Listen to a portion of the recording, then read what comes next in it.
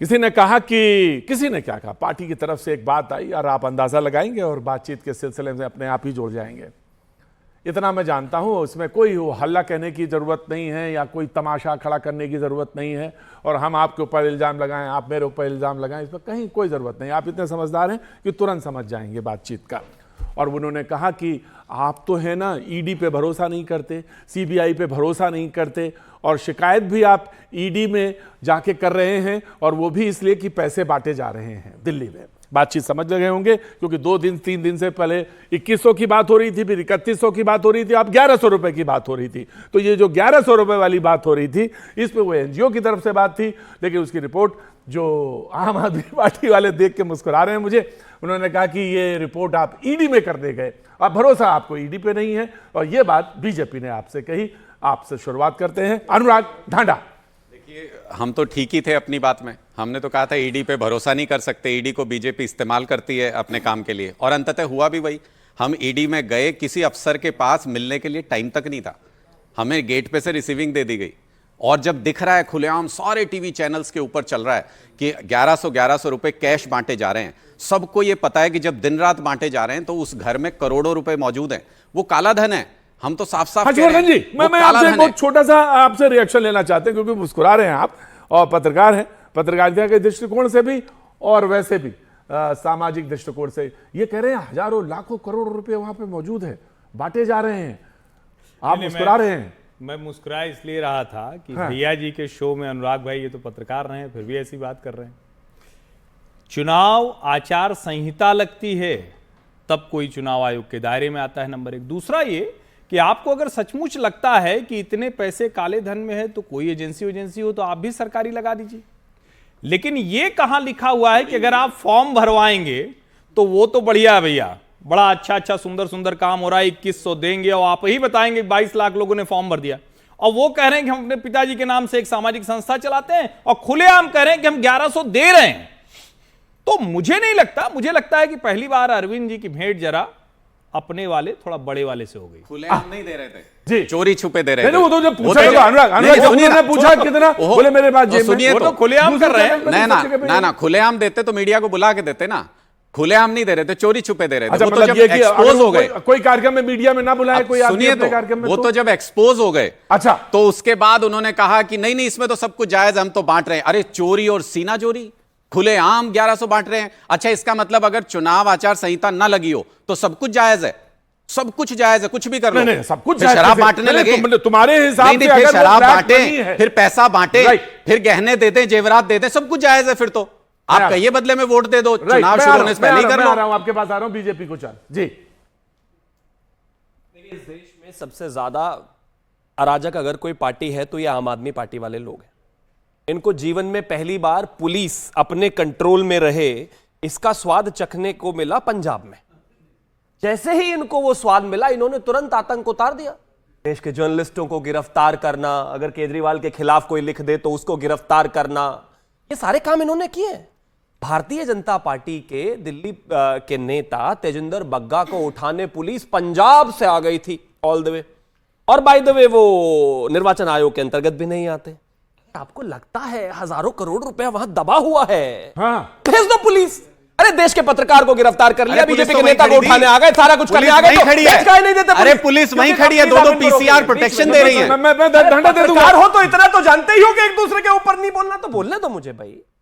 बहरहाल इनको भी पता है कुछ नहीं है, हम जो है वो सामने एक्सेप्ट कर रहे हैं। हमको यही इन्होंने दिया, वो भी सामने एक्सेप्ट कर रहे हैं। करोड़ों लाखों रुपया वहां रखा हुआ है। मैं तो कह रहा हूं यही पता करना है। इससे बेहतरीन इनपुट तो हो ही नहीं सकता। पुलिस भी है, अब तो भेजो और कर लो एकदम। अरे लेकिन कुछ हो, कुछ मिले तो उठाएं। पुलिस तो वहां खड़ी है पहले से, दो पीसीआर का लेकिन प्रोटेक्शन वहां दे तो रखा वो है पुलिस इनको। खड़ी है जिसमें आप विश्वास नहीं करते। दो पीसीआर का प्रोटेक्शन इनको दे रखा है। इनके एक नेता पे हाथ लगा तो देखिए कितना बिलबिला रहे हैं। हमारे तो सैकड़ों नेताओं को इन्होंने जेल में डाल दिया। अरे लड़ना सीखिए, अगर हिम्मत है तो लड़ना सीखिए, संघर्ष करना सीखिए, पुलिस कब से जेल डालने लग गई? अरे शिवम भाई, अच्छा देखो, आप कितने वक्त से प्रवक्ता हो, आप बीच में बोल रहे हो। आप नहीं डेकोरम सीखे, आप ही आप नहीं डेकोरम सीखे। अच्छा, मैं रोक देता बड़ी देखिए बड़ी प्रतीक अच्छी जी, बहस होती है यहाँ पे। मेरा बड़ा सीधा सा मानना है। हाँ। इन्होंने एक नेता का एग्जाम्पल दे दिया आपने कि पुलिस ने कोई केस करके तेजेंद्र बग्गा जी को परेशान कर दिया। अरे 200 नेताओं के ऊपर झूठी एफआईआर की पर इन्होंने, इनको कहना है कि इनके यहाँ- साबित ही नहीं कर पाते, भाई, इनके यहाँ सब सारे ठीक बाहर है। आ जाते हैं, छूट जाते हैं सारे, फर्क ये है। साबित नहीं कर अब पाते। देखिए, फर्क है, सीबीआई आपने मेरी लगाई, तरफ देखा, मतलब आप- ईडी लगाई, पुलिस लगाई, सारी एजेंसियां लगा दी, right. लेकिन आज तक कुछ साबित नहीं कर पाए। फर्क है। प्रधानमंत्री को तो ये रोजाना गाली देते ही हैं, इनके सारे नेता क्या क्या नहीं कहते, उसके लिए नहीं उग गया।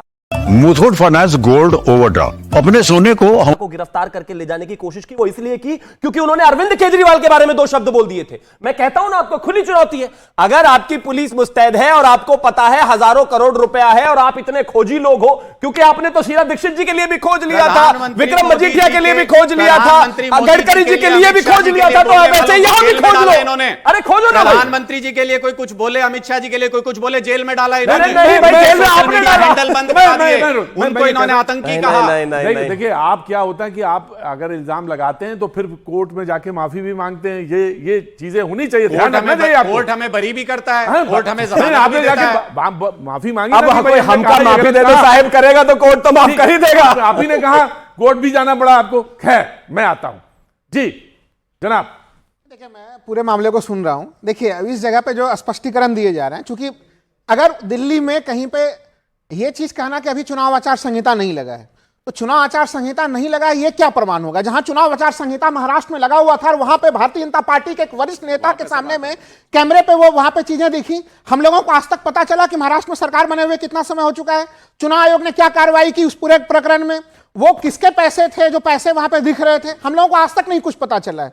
दिल्ली में देखिए स्थिति ऐसी है कि कहीं कुछ हो भी रहा है तो वहां पे किस पुलिस से शिकायत करने के लिए कोई जाए, किस एजेंसी के पास जाए।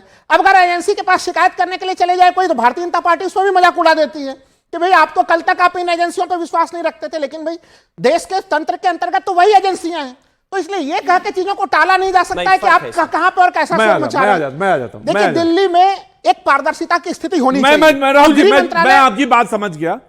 सौरभ जी, इनका कहना है कि बड़ी अजीबोगरीब स्थिति है दिल्ली में, हालांकि इनको काफी साल हो गए राज्य करते हुए दिल्ली में। कह रहा हूं भैया जी, एक सवाल पहले आप पूछ लीजिए। आप अच्छा पूछिए, पूछिए देखिए, मैं वो तो मैंने सवाल कोई औपचारिक पूछिए। डिबेट होती है, आप पूछ मैं लीजिए। समझ नहीं पा रहा हूं कि आपने वहां से क्यों 24 घंटा बीता कि नहीं? अजय माकन का क्या हुआ? गठबंधन है कि नहीं है? पहले तो यहां से शुरू कीजिए ना। नहीं, असली देखिए, मसला तो 24 मुझे- घंटा बीत गया है। नहीं, मुझे लगता है कि समय सही नहीं है। डॉक्टर मनमोहन सिंह जी का निधन हुआ है, मुझे लगता है समय सही नहीं है ये सब बात करने का। इस पे भी बात करेंगे, हमने तो साफ तौर पे वो बात की। मैं एग्री कर लेता हूं, चलिए बात मान लेता हूं। और ये आपस के लोगों के बीच में इतनी चीजें हम तहजीब के साथ मान लेते। लेकिन सौरभ जी ये कह रहे हैं इतने साल हो चुके हैं, लेकिन फिर ये कह रहे हैं कि दिल्ली की स्थिति हमें समझ में नहीं आ रही है, दिल्ली में कैसे रहा जाए, जबकि वो तो शासन भी कांग्रेस वाले कर चुके हैं। उसके बाद भी कह रहे हैं कि मैं किसके पास जाऊं, शिकायत किससे करूं। देखिए प्रतीक जी, मुझे लगता है कि अरविंद केजरीवाल जी के साथ खेला हो गया है। अब उनके नहले पर भारतीय जनता पार्टी ने अपना दहला दे दिया है। वो एक तरफ घोषणा कर रहे थे मंच से, इधर भारतीय जनता पार्टी के प्रवेश वर्मा जी ने खटाखट 1100 रुपए परोस दिए और डंके की चोट पे परोस दिए, कह रहे हैं हमने दिए हैं और हमारे जो संस्थान चलता है उसके नाम पर दिए हैं। मुझे एक बात नहीं समझ में आ रही है, इतने पढ़े लिखे पत्रकार भी हैं डंडा साहब, अगर आपको शिकायत करनी है तो पहले आप पुलिस स्टेशन में एफआईआर करने जाएंगे या सीधी ईडी ऑफिस में जाएंगे कंप्लेंट करने के लिए? अरे जब एनफोर्समेंट डायरेक्टरेट का मामला है तो ईडी जाएंगे, काला धन वहां रखा है तो ईडी जाएंगे, पुलिस का जाएंगे। अगर आपको किसी की शिकायत करनी है आप एफआईआर करने पुलिस स्टेशन जाएंगे। अरे कैसी बात कर रहे हैं, जब काले धन का मामला सौरभ भाई ईडी ये कह जाएंगे, रहे हैं कि वहां काला धन रखा तो ईडी हुआ है। जाएंगे। उस काले धन को अगर इनको लग रहा है काला धन ईडी नहीं कर है, सकती। उसकी जांच कौन करेगी? ईडी करेगी। हाँ। तो पहले उसके लिए तो एफआईआर चाहिए, पहले थाने तो जाना ईडी में ही पड़ेगा। कंप्लेंट देके नियम आए। भी आपको नहीं पता, कानून भी नहीं पता, इतने साल से शासन में रहे। पहले भैया अपना घर संभाल लीजिए, आपका अलायंस बिखरा पड़ा है। अभी आपने कहा कि पूर्व प्रधानमंत्री जी की आज दुखद समाचार है, हम चर्चा उस पर नहीं करेंगे, लेकिन 24 घंटे का अल्टीमेटम आपकी तरफ से नहीं, था। देखिए, दो तो प्रश्न बिल्कुल अलग पूछा मुद्दे हैं। जाएगा। मैं प्रश्न पूछा जाएगा। अनुराग मैंने कह दिया, डिबेट में ही कह दिया, मैंने बोल दिया कि 1100 मैंने रुपए बांट रहे हैं उसका गरिमा गठबंधन से